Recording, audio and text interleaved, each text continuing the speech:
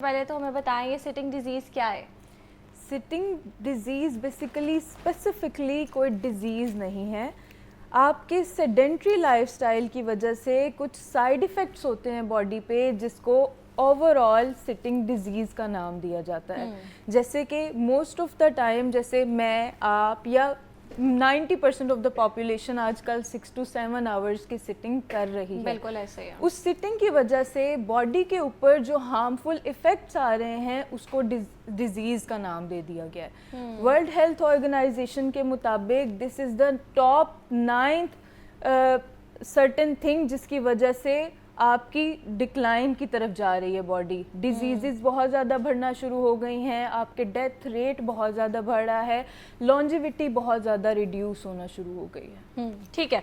अच्छा, तो ये बताएं कि हाँ, सिर्फ जो ऑफिस गोइंग लोग हैं या पूरा दिन जो बैठे रहते हैं, क्योंकि अगर हम ऑफिस नहीं भी जा रहे, आजकल हम इतने एडिक्ट हैं सोशल मीडिया मोबाइल फ़ोन से, हम घर में ही लेटे लेटे कभी किस तरह लेटे होते हैं और बिल्कुल हम अपनी कमर का नहीं ख्याल रखते कि वो सीधी है कि नहीं। तो उन लोगों को भी होता है या सिर्फ जो लोग ऑफिस में बैठ के काम करते हैं सिर्फ उनके साथ ये मसला है? जैसे मैंने बताया कि ऑलमोस्ट 70 to 80% पॉपुलेशन अब हमारी ऐसी है जो कि सेडेंट्री लाइफस्टाइल गुजार रही है। अगर हम अपनी प्रीवियस जनरेशन्स को देखें तो उनमें वॉक बहुत ज़्यादा थी, जैसे कम्यूट करना है, ट्रैवल करना है, कहीं चल के जा रहे हैं, पैदल सफ़र कर रहे हैं या कुछ भी इस तरह से, मॉर्निंग वॉक्स का बहुत ज़्यादा ट्रेंड था, लेकिन अब उस तरह से नहीं है। दूसरा, हमारा स्क्रीन टाइम बहुत ज़्यादा बढ़ना शुरू हो गया है। स्क्रीन अगर हम, जैसे मैंने कोई ब्रेक भी लिया ना, तब भी मेरी कोशिश होगी कि मैं बैठ के एक बुरे पोस्चर में बैठूं और मैं स्क्रीन देखना शुरू कर दूं।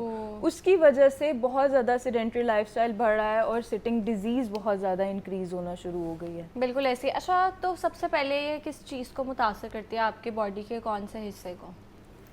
अच्छा, अब ये जो सेडेंट्री लाइफस्टाइल है आपका, ये किसी एक सर्टेन थिंग को टारगेट नहीं कर रहा, ये आपकी ओवरऑल बॉडी की वेलबींग को बहुत ज़्यादा डिटीरियोरेट कर रहा है। ठीक है, अगर मैं स्टार्ट करूँ मस्कुलोस्केलेटल सिस्टम पे, हमारी बॉडी के ऊपर अल्लाह ताला ने ऑलमोस्ट 600 मसल्स लगाए और ऑलमोस्ट 300 जॉइंट्स हैं, और इन मसल्स और जॉइंट्स का कंबाइन ये काम है कि मोबिलिटी प्रोवाइड करनी है, मूवमेंट प्रोवाइड करनी है। अब एक सर्टेन पर्सन जो कि 24 आवर्स में कोई 7 to 8 आवर्स की सिटिंग कर रहा है, माइट भी इससे ज़्यादा, ठीक है, एवरेज 7 to 8 आप कह लें। अगर हम ऑफिस वर्कर्स की बात नहीं कर रहे, अगर हम स्टूडेंट्स की बात नहीं कर रहे जो बहुत ज़्यादा सिटिंग करते हैं, तो इनके अंदर आपको बहुत ज़्यादा ये टेंडेंसी मिलती है कि आपके बॉडी के मसल्स बहुत ज़्यादा स्टिफनेस की तरफ जाना शुरू हो जाते हैं, नेक और शोल्डर्स बहुत हर्ट करते हैं। एक्सट्रीमली नेक बहुत ज़्यादा इफेक्ट होती है, आपका लंबर रीजन, स्पाइन बहुत ज़्यादा इफेक्ट होता है, हिप्स के मसल्स बहुत ज़्यादा स्पैज़म में जाना शुरू हो जाते हैं। इवन अक्सर आपने नोटिस किया होगा कि अगर आप प्रोलॉन्ग सिटिंग कर रहे हैं तो उसके बाद उठना बहुत ज़्यादा डिफिकल्ट होना शुरू हो जाता है। तो जनरलाइज आपके मसल्स की ब्लड सर्कुलेशन रिस्ट्रिक्ट हो रही है, मसल्स स्पैज़म में जा रहे हैं, स्टिफनेस में जा रहे हैं, जॉइंट्स के अंदर इन्फ्लामेशन स्टार्ट हो जाती है। दूसरा, कार्डियोवैस्कुलर एंड्योरेंस बहुत ज़्यादा ख़राब हो रही है, हार्ट डिजीज़ बहुत ज़्यादा बढ़ना शुरू हो गए हैं। एंड वर्ल्ड हेल्थ ऑर्गेनाइजेशन के अकॉर्डिंग कैंसर का रेट सेडेंट्री लाइफस्टाइल की वजह से बहुत ज़्यादा बढ़ना शुरू हो गया है। इसको कंटिन्यू करेंगे। कॉलर है हमारे साथ। जी अस्सलाम वालेकुम।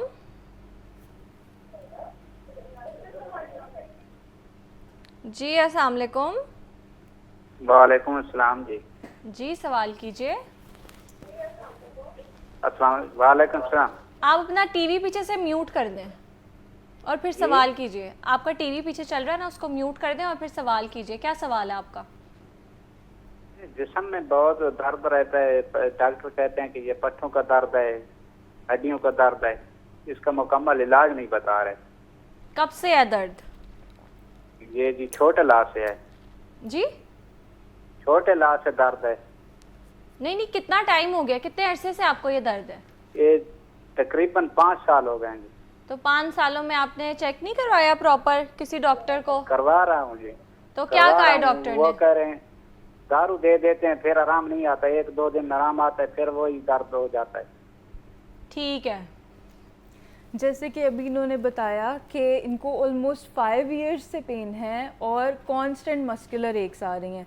अब मेरे अकॉर्डिंग इन्होंने प्रॉपरली किसी थेरेपिस्ट से कंसल्ट नहीं किया होगा, इन्होंने किसी जनरल फिजिशियन से कंसल्ट किया है और रेगुलर रूटीन में उसी तरह जैसे हमारी आदत है अगर कोई दर्द हुई है तो पेन किलर्स लेना शुरू कर दिया। Same goes for him, medication ले रहे हैं तब से। और आपको पता है मेडिसिन का टेम्पररी इफेक्ट होता है, आपने खाई आर्जी तौर पे 1-2 घंटे का सुकून मिलेगा लेकिन लॉन्ग टर्म रिजल्ट्स नहीं है उसके, क्योंकि मेडिसिन आपकी रूट कॉज को डील नहीं कर रही, वो आपकी पेन को कम कर रहा है जो कि एक साइन है आपकी बॉडी में आयलमेंट का, जो कि गलत बात है। अगर आपकी बॉडी में कहीं डिस्कम्फर्ट है या पेन है तो आपको पेन किलर से उसे कम नहीं करना चाहिए बल्कि अपनी रूट कॉज को डील करना चाहिए फाइंड आउट करके। तो आई वुड सजेस्ट हिम कि ज़रा रेगुलर रूटीन में अपनी एक्सरसाइजेज स्टार्ट करें, कोई फिजिकल एक्टिविटीज़, कुछ वॉक कौन सी इजी एक्सरसाइजेज उनको एक तो बता भी दें, और दूसरा अपने डाइट में क्या चीज़ें हैं जो मैंडेटरी रखें वो लाजमी खाएं और कौन सी चीज़ें हैं जो बिल्कुल निकाल दें।